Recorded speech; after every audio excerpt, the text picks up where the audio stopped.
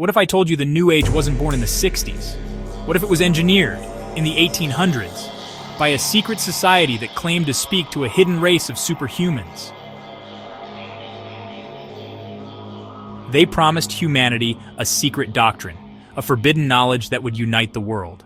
But what they didn't tell you is that their entire movement was built on a series of lies, scandals, and a failed messiah who would ultimately become their greatest accuser.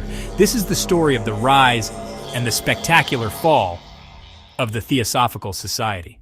It begins with her. Helena Petrovna Blavatsky, a Russian aristocrat, a mystic, a chain-smoking spiritualist who stormed New York City in 1875. She claimed she was not the source of her incredible knowledge. She was merely a channel for the masters, an ancient brotherhood of perfected men, the Mahatmas, living secretly in the Himalayas, guiding human evolution from afar. With Colonel Henry Steele Olcott, a respectable lawyer, she formed the Theosophical Society. Its mission, to form a nucleus of the universal brotherhood of humanity, to study ancient religions, and to investigate the unexplained laws of nature. They moved their headquarters to Adyar, India, creating a global spiritual empire. It was intoxicating. They offered a system that blended science, spirituality, and philosophy.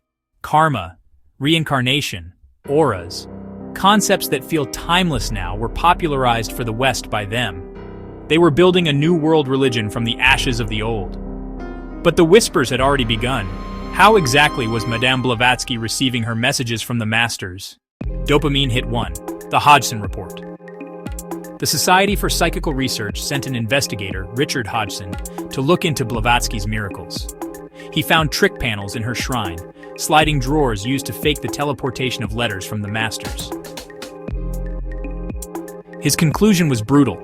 He called her one of the most accomplished, ingenious, and interesting imposters in history. The society reeled, but it survived her death in 1891. The mission was too important. Dopamine hit 2. The Judge Case. After Blavatsky's death, a power struggle erupted. William Quan Judge, one of the original founders, was accused by the new leader Annie Besant of the ultimate sin, forging messages from the masters himself to seize control. The schism was catastrophic. The American branch of the society split off entirely, a civil war that revealed the rot at the core of their sacred mission. Midpoint reversal, but the true darkness wasn't about forgery. It was hiding behind one of the society's most charismatic new leaders, Charles Webster Leadbeater. He was a clairvoyant, a man who claimed to see auras in past lives. He was also a predator. In 1906, an internal investigation revealed Leadbeater had been teaching young boys under his spiritual care methods to handle their sexual arousal, a euphemism for ritualized abuse. The official story of a pure, enlightened society was a lie. The men claiming moral authority were secretly corrupt. And it was this man, Charles Leadbeater, who would handpick their ultimate creation, the world teacher. In 1909, on a beach in Adyar, Leadbeater spotted a young, sickly boy named Jiddu Krishnamurti. He claimed the boy had an aura, without a particle of selfishness. He was the one, the vessel for the coming Messiah, the Lord Maitreya.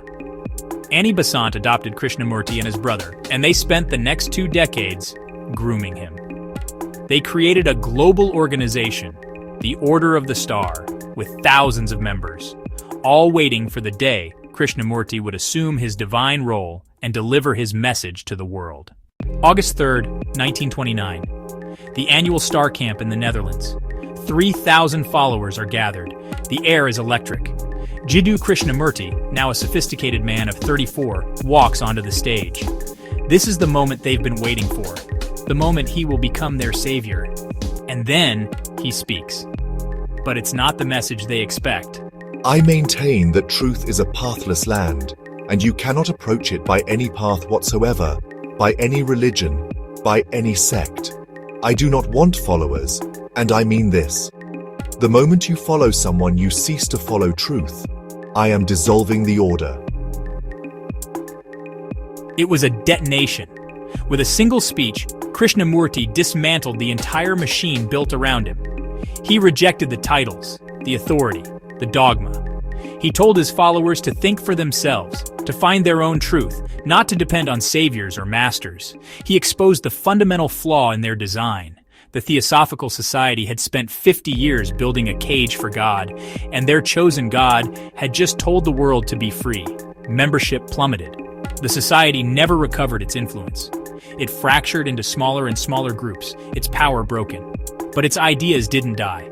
They leached into the culture, forming the bedrock of the New Age movement. The belief in ascended masters, in channeled wisdom, in a coming spiritual evolution. It all started here. They failed to build an organization, but they succeeded in implanting a mimetic virus that is still replicating today. Community investigation prompt. The official records of the Theosophical Society are vast, but the personal diaries of its key members tell a different story. The truth of what happened between Leadbeater and those boys, the real source of Blavatsky's secret doctrine, is still buried. It's up to us to find what they hid.